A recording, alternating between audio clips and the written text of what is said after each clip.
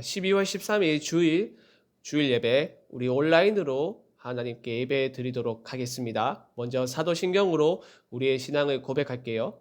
전능하사 천지를 만드신 하나님 아버지를 내가 믿사오며 그 외아들 우리 주 예수 그리스도를 믿사오니 이는 성령으로 잉태하사 동정녀 마리아에게 나시고 본디오 빌라도에게 고난을 받으사 십자가에 못 박혀 죽으시고 장사한 지 사흘 만에 죽은 자 가운데에서 다시 살아나시며 하늘에 오르사 전능하신 하나님 우편에 앉아 계시다가 저리로서 산자와 죽은 자를 심판하러 오시리라.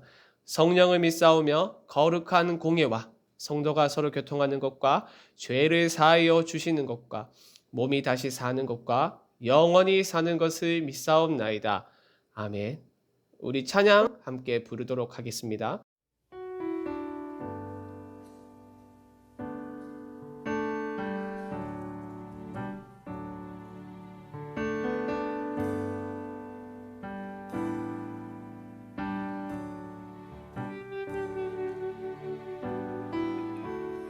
은혜 아니면 살아갈 수가 없네.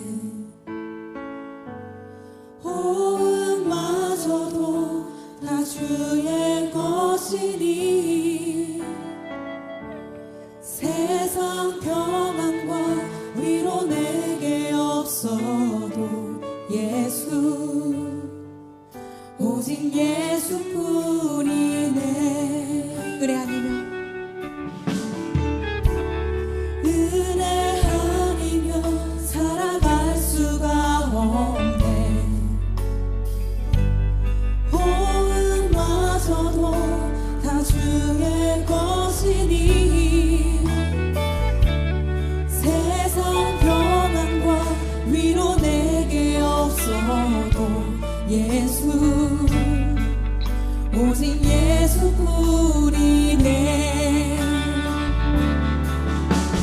그 시계에 다 볼 수도 없고 작은 고난에 지쳐도 주께 묻기 나의 모든 삶 버티고 견디게 하시네. 은혜 아니면 살아갈 수가 없. 나의 모든 것 다 주께 맡기니 참된 평안과 위로 내게 주신 주 예수 오직 예수뿐이네.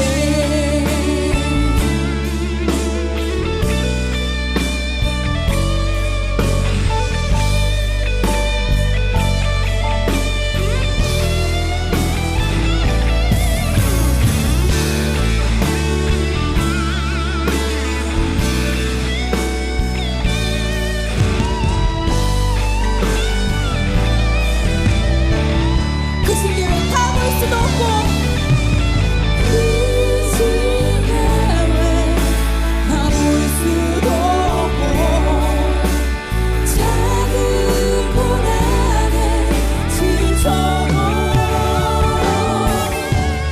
주께 묻기 나의 모든 삶 버티고 견디게 하시네. 그 시계에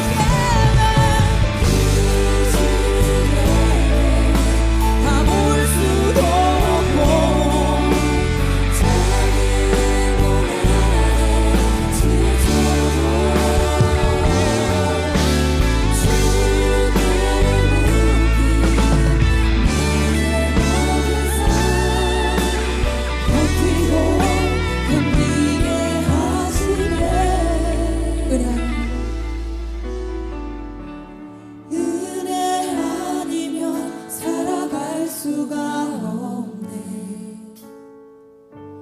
나의 모든 것 다 주께 맡기니 참된 평안과 위로 내게 주신 주 예수 오직 예수뿐이네.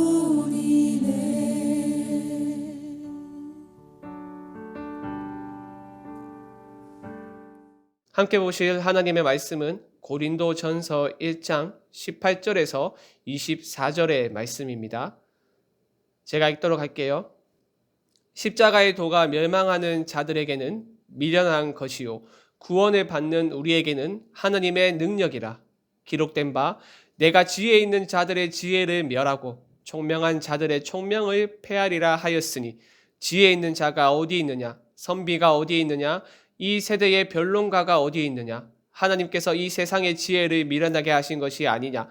하나님의 지혜에 있어서는 이 세상이 자기 지혜로 하나님을 알지 못함으로 하나님께서 전도에 미련한 것으로 믿는 자들을 구원하시기를 기뻐하셨도다.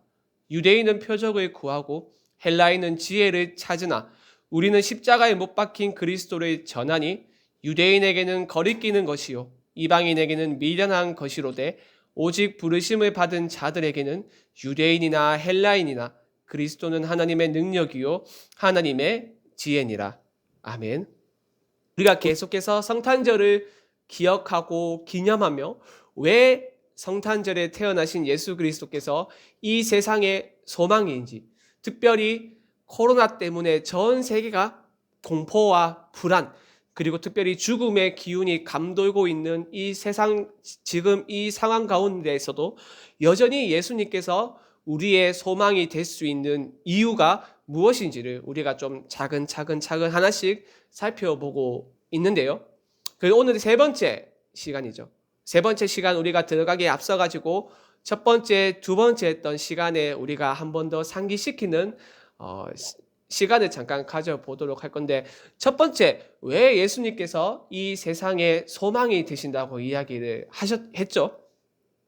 바로 예수님의 독특한 정체성 때문입니다. 여러분, 예수님의 독특한 정체성이 무엇이죠? 바로 참 하나님이시면서 동시에 참 사람이라는 예수님의 독특한 정체성입니다.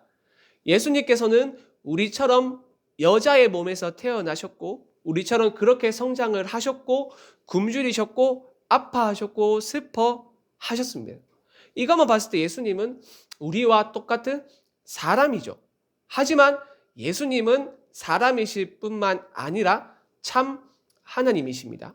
이것을 조금 더 어렵게 이야기를 하면 영원 전부터 하나님 아버지와 함께 삼위일체의 제 두 번째 위격으로서 하나님의 아들이신 예수님께서는 존재했지만 이 세상에 우리 인간의 모습으로 나타나신 것이죠.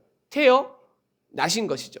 그래서 우리는 그 사건을 가리켜서 어떤 뭐라고 부르죠? 바로 성육신이라고 우리가 부르는 겁니다.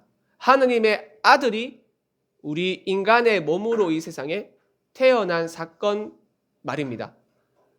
그것을 기념하고 기억하는 날이 바로 12월 25일 우리가 지키는 크리스마스 또는 성탄절이 되는 것이죠. 이 예수님의 독특한 정체성이 바로 예수님이 이 세상의 소망이 되신다는 그 첫 번째 이유입니다. 그리고 저번 주에 우리가 살펴봤던 것처럼 두 번째로는 바로 예수님의 이름 때문이죠. 우리가 마태복음에서 예수님의 엄마인 마리아가 예수님을 임신했을 때 갑자기 천사가 나타나서 뭐라고 했죠? 아들을 낳으리니 이름을 예수라 하라. 그리고 이 예수의 뜻이 무엇인지를 이야기하죠. 이는 자기 백성을 그들의 죄에서 구원할 자이심이라. 바로 예수라는 그 이름에 구원자라는 의미가 포함되어 있습니다. 내포되어 있는 것이죠. 자, 그렇다면 여러분, 이 예수님께서 구원자로서 어떤 역할들을 했는지 오늘 그리고 다음 주에 걸쳐가지고 조금 살펴볼 것인데요. 단순히 예수님께서 이 세상에 성육신하신 그 사건만 가지고는 우리가 예수님께서 우리의 소망이 된다, 죄악된 인류의 소망이 된다라고 이야기를 할 수 없습니다. 예수님의 성육신은 그저 구원자로서 예수님의 역할을 감당하는 것에 대한 시작일 뿐입니다. 그렇다면 구원자로서 예수님의 역할의 완성은 어디에 있을까요? 그 절정은 바로 십자가에 못 박힌 그리스도, 바로 예수 그리스도의 십자가가 구원자 사건의 절정입니다. 자, 그렇다면 여러분들은 십자가 하면 무엇이 떠오르나요?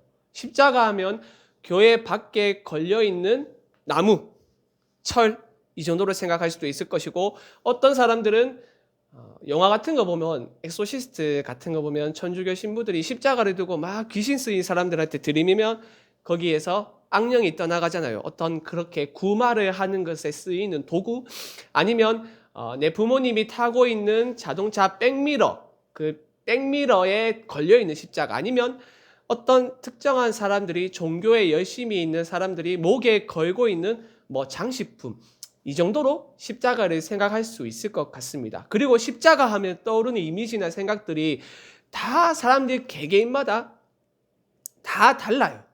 20명이면 20명마다 십자가가 무엇을 의미하는지 그 생각이 다 다른데, 하지만 바울이 이 편지를 쓸 당시의 사람들은 다 다르게 생각을 하지 않고 동일하게 생각을 했습니다.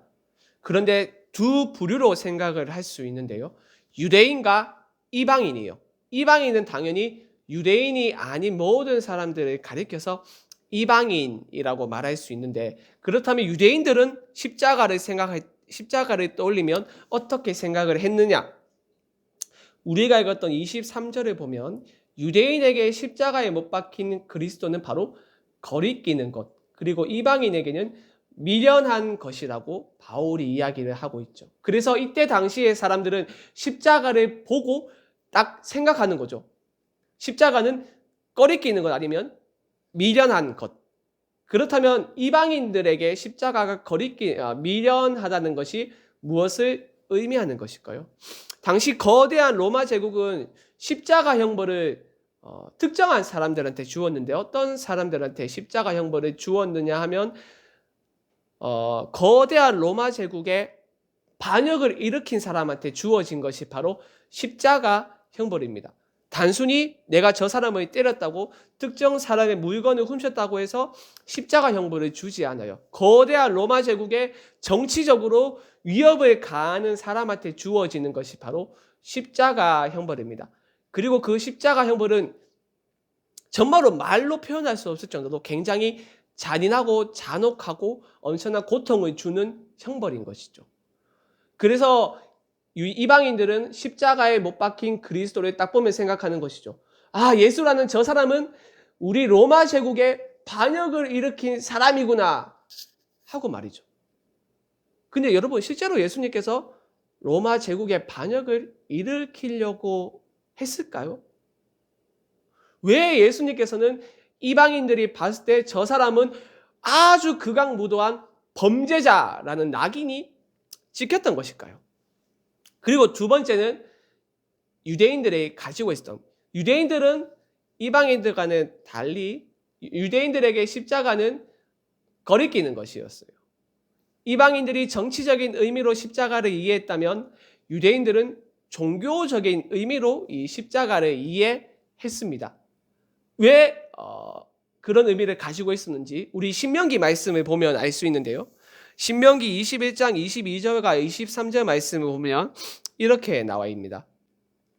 사람이 만일 죽을 죄를 범함으로 내가 그를 죽여 나무 위에 달거든 그 시체를 나무 위에 밤새도록 두지 말고 그날에 장사하여 내 하나님 여호와께서 내게 기업으로 주시는 땅을 더럽히지 말라. 나무 위에 달린 자는 하나님께 저주를 받았습니다. 종적인 의미로 해석이 되고 있는 것을 볼 수 있죠. 무슨 말이냐? 하나님께 극악무도한 죄를 저지른 사람이 나무에 매달려 죽었었고, 그리고 그 사람은 바로 하나님께 저주를 받은 사람이라는 인식이 유대인들에게는 있었습니다. 이방인들이 십자가에 달린 그리스도를 봤을 때, 아, 저 사람은 로마 제국에 위협을 가한 사람이구나, 범죄자구나 하는 인식이 있었다면, 유대인들은 반면에 저 사람은 하나님께 죄를 지어서 하나님께 저주를 받은 사람이구나 하는 인식이 그들에게 있었던 것이죠. 그런데 여러분, 정말로 예수님께서 하나님께 저주를 받았기 때문에 십자가에 못 박혀 죽었을까요? 아니면 로마 제국의 정치적인 위협이 되었기 때문에 십자가에 못 박혀 죽으셨던 것일까요? 그게 아니겠죠. 동일하게 우리의 사도 바울 선생님께서 예수님의 십자가 사건을 해석하는데 갈라디아서 3장 13절 말씀을 보면 이렇게 말합니다. 그리스도께서 우리를 위하여 저주를 받은 바 되사 율법의 저주에서 우리를 속량하셨으니 기록된 바 나무에 달린 자마다 저주 아래에 있는 자라 하였습니다. 여기서 우리를 위하여라고 말하고 있는데 우리를 대신해서라고도 번역을 할 수 있고 그 번역이 조금 더 의미를 부각하는데 합당하다고 저는 생각을 하는데요. 왜 예수님께서 십자가에 못 박혀 죽으셨던 것일까? 바로 죄인들을 대신해서입니다. 모든 사람들은 다 죄를 범하였기 때문에 모두가 다 하나님의 진노와 심판과 저주 아래에 있습니다. 하지만 예수님께서 십자가에 못 박혀 죽으심으로써 십자가에 못 박혀 죽으심으로써 하나님으로부터 받아야 할 모든 심판과 진노와 저주를 예수님께서 십자가에 못 박혀 죽으심으로써 홀로 그 모든 저주를 감당하셨던 것이죠. 결코 예수님은 죄를 범하였기 때문에 십자가에 못 박혀 죽으시지 않았습니다. 바로 죄인들을 대신해서 우리를 대신해서 십자가에 못 박혀 죽으셨던 것이죠. 이것을 가리켜서 우리가 대속의 은혜라고도 이야기를 하는 것이죠. 특히 예수님을 믿는 우리들은 십자가에 못 박힌 그리스도를 생각했을 때 그렇다면 어떻게 생각을 해야 하는 것일까요? 저 십자가야말로 하나님께 죄를 범한 내가 매달려야 하는 십자가였는데 그리스도께서 우리를 대신해서 나를 대신해서 십자가에 달려 죽으심으로써 모든 하나님의 심판과 저주와 진노를 감당하셨구나. 그래서 나는 이제 더 이상 죄인의 신분으로 하나님 앞에 서는 것이 아니라 하나님의 아들과 의인의 신분으로 내가 하나님 앞에 서는 것이구나 라고 내가 생각을 할 수 있는 것이죠. 그렇기에 우리는 십자가를 바라보며 어떻게 생각을 해야 되는 것인가? 우리에게 십자가는 거리끼는 것도 아니고 미련한 것도 아니고 바로 하나님의 능력과 지혜입니다. 여러분, 우리가 읽었던 24절 말씀을 보시죠. 오직 부르심을 받은 자들에게는 유대인이나 헬라인이나 그리스도는 하나님의 능력이요 하나님의 지혜니라. 여러분에게 십자가에 못 박힌 그리스도는 하나님의 능력이며 하나님의 지혜입니까? 우리 스스로 절대로 해결할 수 없는 죄의 문제를 예수님께서 친히 십자가에 못 박혀 죽으셔서 해결하셨기 때문에 십자가에 못 박힌 그리스도가 하나님의 지혜이며 하나님의 능력이며 바로 우리의 자랑거리인 것입니다. 여러분에게는 십자가가 어떤 의미로 다가오십니까? 사도 바울의 이 고백이 여러분들의 고백이 되기를 바라며 하나님의 능력과 하나님의 지혜인 이 십자가를 여러분들 깊이 묵상하는 여러분들이 되길 바랍니다. 기도할게요. 하나님, 우리 학생들이 하나님의 지혜와 하나님의 능력인 예수 그리스도의 십자가를 깊이 묵상함으로써 그 깊은 의미를 깨달을 수 있도록 우리의 소망 되신 그리스도를 다시 한 번 더 바라볼 수 있도록 하나님 은혜를 주시옵소서. 예수님의 이름으로 기도합니다. 아멘. 우리 주기도문 함으로써 모든 순서를 마칠게요. 하늘에 계신 우리 아버지여, 이름이 거룩히 여김을 받으시오며 나라의 마옵시며 뜻이 하늘에서 이룬 것 같이 땅에서도 이루어지리이다. 오늘날 우리에게 영화 양식을 주옵시고 우리가 우리에게 죄 지은 자를 사하여 준 것 같이 우리 죄를 사하여 주옵시고 우리를 시험에 들게 하지 마옵시고 다만 악에서 구하옵소서. 대개 나라와 권세와 영광이 아버지께 영원히 있사옵나이다. 아멘. 네, 예배를 마치고 광고를 드리자면 대구 지역에 코로나가 다시 한 번 더 확산되고 있는데 여러분들 학교하고 집 말고는 가급적 PC방을 가거나 노래방을 가거나 뭐 친구를 만나가지고 밥 또는 카페를 가는 그런 모임도 여러분들 가면 안 되겠고요. 특별히 조심을 하길 바랍니다. 신천지 때와는 또 다른 양상으로 코로나가 확산되고 있기 때문에 좀 위험하다고 할 수 있거든요. 여러분들 조심해주고 주의를 해줬으면 좋겠고, 그리고 안타깝게 우리가 성탄절 때 성탄 축하 발표회를 코로나 때문에 취소하게 되었습니다. 그래서 뭐 하민이, 성욱이, 동민이, 원호에서 참 많이 준비를 했거든요. 그런데 안타깝게 못하게 되어가지고 그 친구들에게는 제가 개인적으로 뭐 기프티콘을 줘서 좀 고맙다는 표시를 할게요. 하고 잘 보관해 두었다가 다음에 또 어떤 기회가 있을 때 뭐 그거를 하면 좋겠다고 생각이 드네요. 다음 주에 어떻게 될지는 제가 추후에 교회에서 결정이 나는 대로 공지를 할 거고요. 그리고 영상을 보다 보면 약간 끊기는 부분이 좀 있을 수도 있어요. 이게 제가 지금 예수24에서 폰으로 녹화를 하고 있다 보니까 중간에 이게 재단 문자가 오니까 끊기더라고요. 다시 촬영하고 편집해가지고 붙인 거니까 여러분들 이해해 주시기 바랍니다. 그러면 다음 주에 또 뵙도록 할게요. 안녕.